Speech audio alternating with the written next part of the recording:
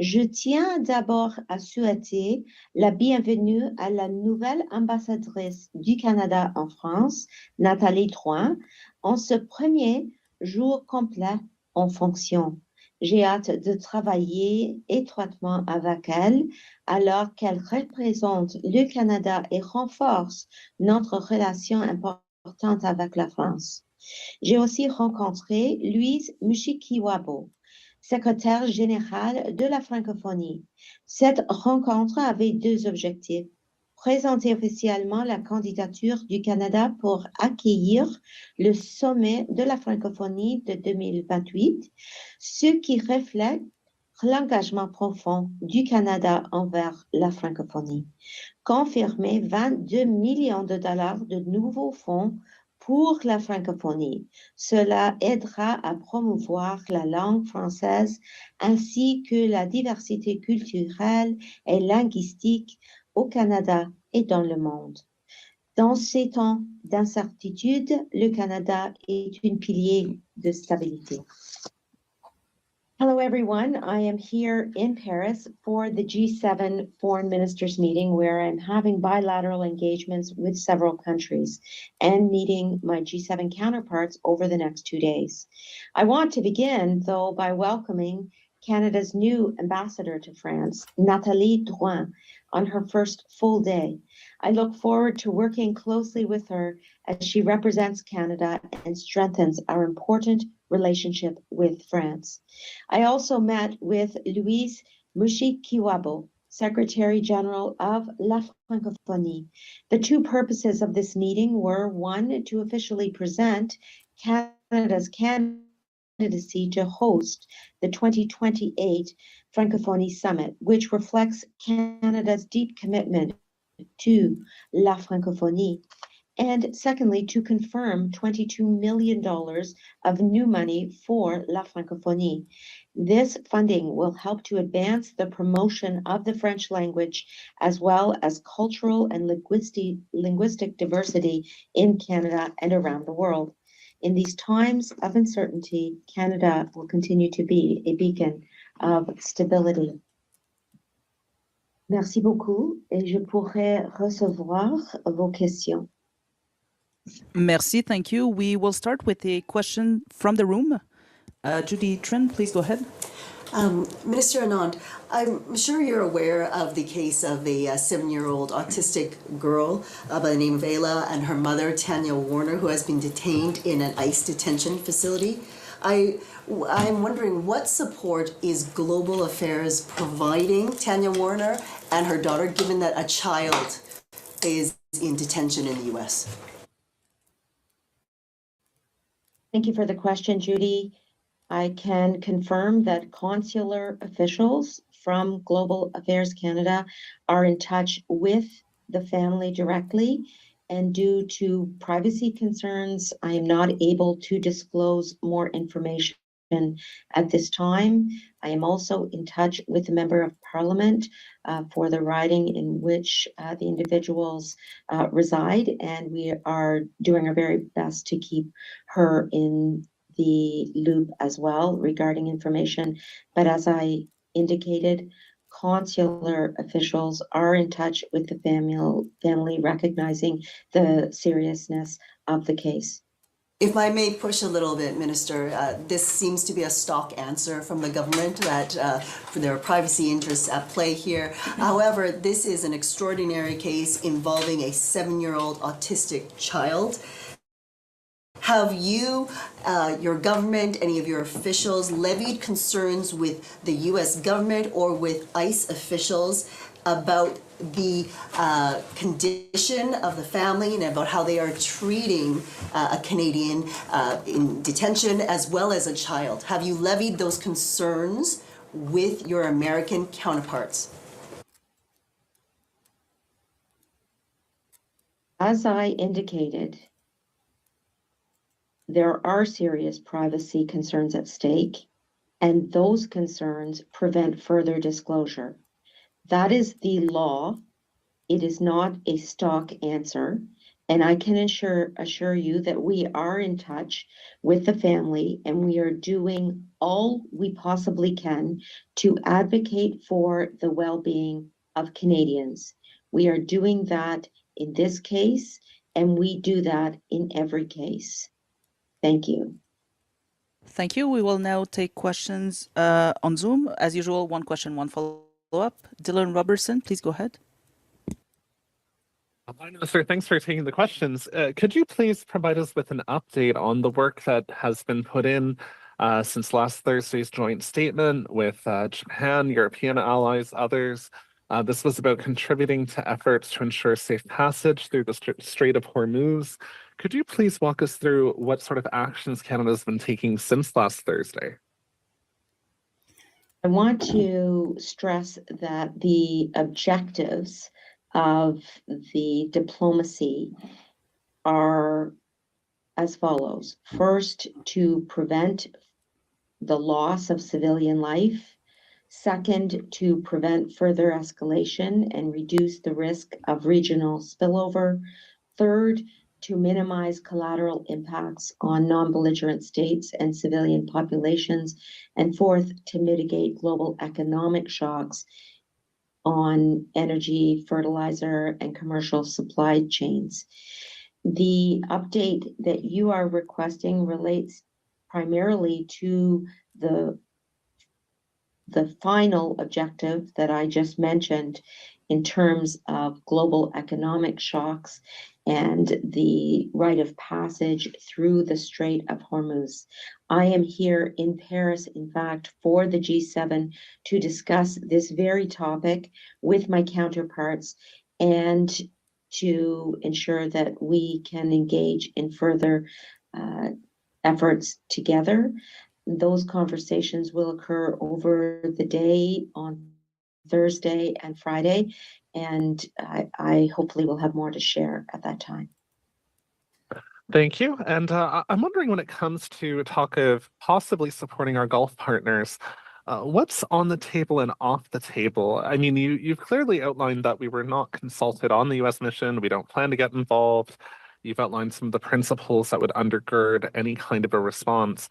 But I'm wondering if you could sort of outline what's in the scope of what Canada would be comfortable doing, boots on the ground, air sorties, escorting Navy ships.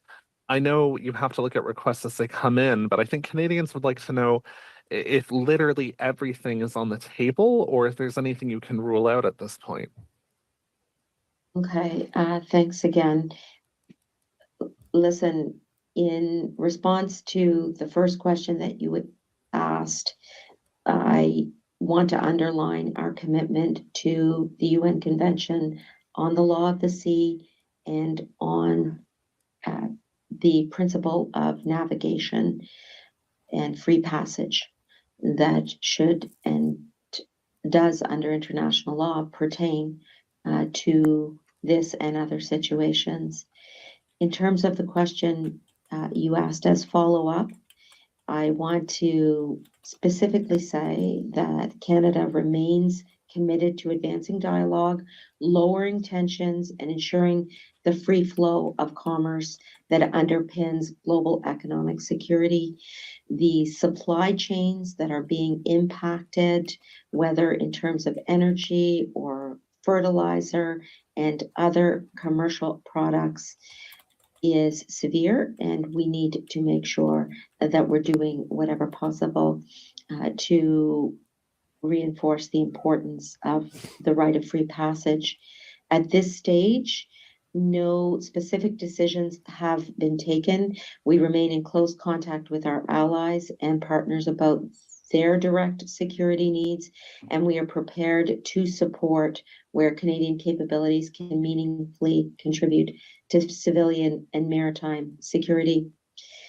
And to close on this response, I will say that the situation is volatile, and our engagement with partners in the Gulf region, as well as with our G7 partners, continues. Again, this is one of the reasons that I am very enthusiastic about having the conversations about the conflict in the Middle East over the next 2 days. Prochaine question, Fanny Olivier. La parole est à vous.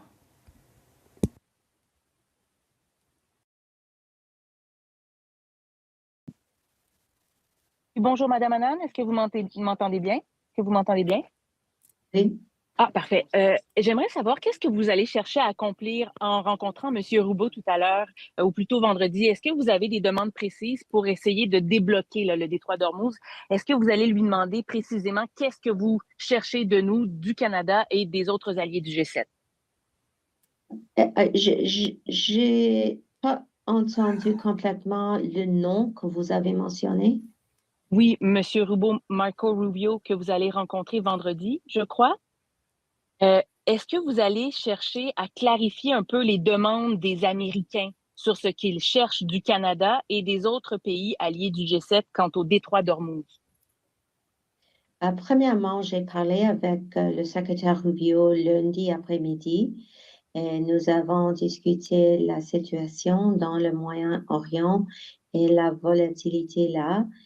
Nous avons être en accord sur le principe de liberté dans les océans et mers et nous allons continuer ces conversations-là avec le groupe en total pendant les prochains jours.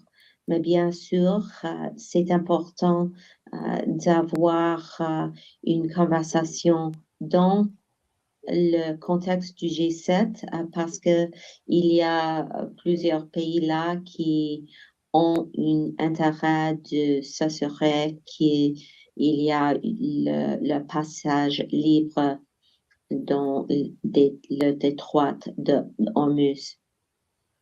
Et est-ce que vous avez cheminé sur qu'est-ce que vous pouvez offrir, là, qu'est-ce que le Canada peut offrir justement pour débloquer le détroit d'Ormuz? Comme j'ai dit en anglais, à ce moment, nous n'avons pas pris les décisions, mais nous sommes en contact très proche avec nos alliés et partenaires sur leurs besoins de sécurité et nous continuons de souligner que nous pouvons appuyer s'il y a la capacité de faire ça sur les sujets de la sécurité maritime et les vies civiliennes. Next question, Greg Quinn, please go ahead.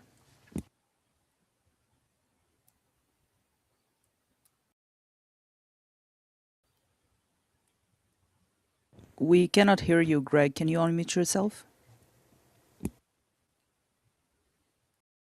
How's that? We can hear Hello? you. Okay, perfect. Thank you. Is the position of the G7 that it will not help unblock the Strait of Hormuz unless the US and Iran cease hostilities? The conversations that the foreign ministers are going to be having over the next 2 days will address a number of issues. The need to prevent the loss of civilian life, the need to minimize collateral impacts on non-belligerent states, and the need to mitigate global economic shocks. To be clear, the G7 meeting has not yet occurred. It will commence tomorrow morning and it will extend through the day on Thursday and Friday. Thank you. Secondly, Canada's faced some various and unique threats from Donald Trump in regards to free trade, and we've seen a pattern similar to what's being seen with Iran, volatile and changing threats. Are there any lessons Canada can share with the G7 when it comes to interpreting Trump's threats against Iran? The bilateral relationship with the United States is a complex one, and I would say that it is sui generis. It is much different than all other countries, given the very long undefended border that we've historically shared, given the strong people-to-people ties, given the very deep security and defense bilateral relationship, and of course, given our integrated economies. The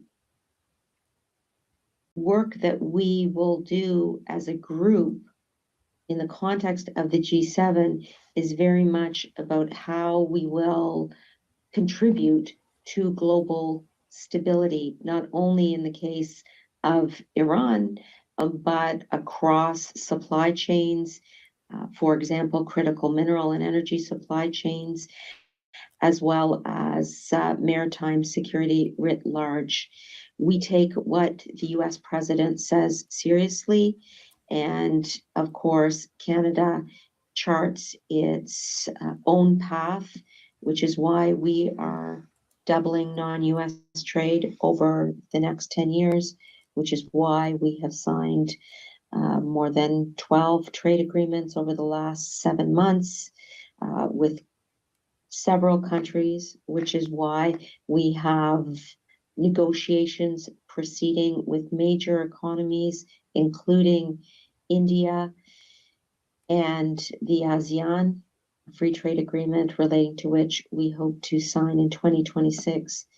And so the bottom line is that we will contribute meaningfully where we can towards greater global stability. We will cooperate with like-minded countries in order to reach those goals, and we will also pursue a distinct Canadian path, which will include doubling non-US trade over the next 10 years. Next question, Stephen Chase, please go ahead. Good afternoon, Minister. Can you hear me? Yep. I have two questions. One is about the Canadian Ombudsperson for Responsible Enterprise. This office was set up under Justin Trudeau to investigate corporate abuses or alleged corporate abuses by Canadian companies in abroad. And the office has been without a permanent ombudsperson for almost 2 years, including 10 months under the Carney government. Can I ask you, the former ombudsperson, Sherry Meyerhofer, says she's worried that the office is just being allowed to wither and die. So are you going to let this office wither and die, or is there going to be a new ombudsperson to replace or to fill the chair? And before you answer, I would just remind you that even though Minister Sadu is responsible for this, global affairs, these are all global affairs employees, and you guys don't work in silos there. Thank you for the question. The office remains important. We are working with alacrity to fill numerous positions across the government, both externally and internally, which is why I was pleased to welcome and meet with Nathalie Drouin, who is on the first day as Canada's ambassador to France. And I know that Minister Sadu is working hard on this issue, but as I indicated, the situation is important, and we are working on the issue that you raised in your question. And my follow-up question is regarding assistance or aid to the United States as it prosecutes its war in Iran. The Globe and Mail reported this week that there are near daily refueling operations in Canadian airspace by American aircraft who are returning from the Mideast, and that a transport aircraft, American transport aircraft, landed in Gander recently as part of a logistical chain. Do you regard this as Canada contributing to or helping the U.S. prosecute its war? As you may be aware, Canada was not consulted, did not participate, and will not be participating in the offensive actions relating to this war. Period. Next question, Rafi Boudjikanian, please go ahead. Thanks very much. Good afternoon, Minister, or good evening to you, I guess. I'm wondering about your statement, your department statement strongly condemning Israel's plans to occupy territory in southern Lebanon, released yesterday. You're condemning these actions, but that's not stopping Israel. And are you prepared to impose sanctions on this government or its officials, or take other steps to try to apply more pressure? If so, what are those measures? And if not, why not?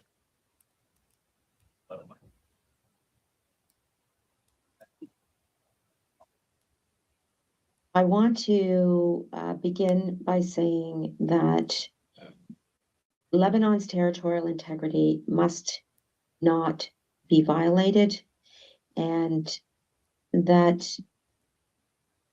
the statement was clear that Hezbollah must cease attacks on Israel and disarm. Those are the two main points that I will make in answer to your question. Okay. Are you planning on discussing this issue at all at the G7 ministers meeting you're at? And do you expect cooperation there, especially given that the US is a member of the G7 and it's been a part of prosecuting this war in the Middle East?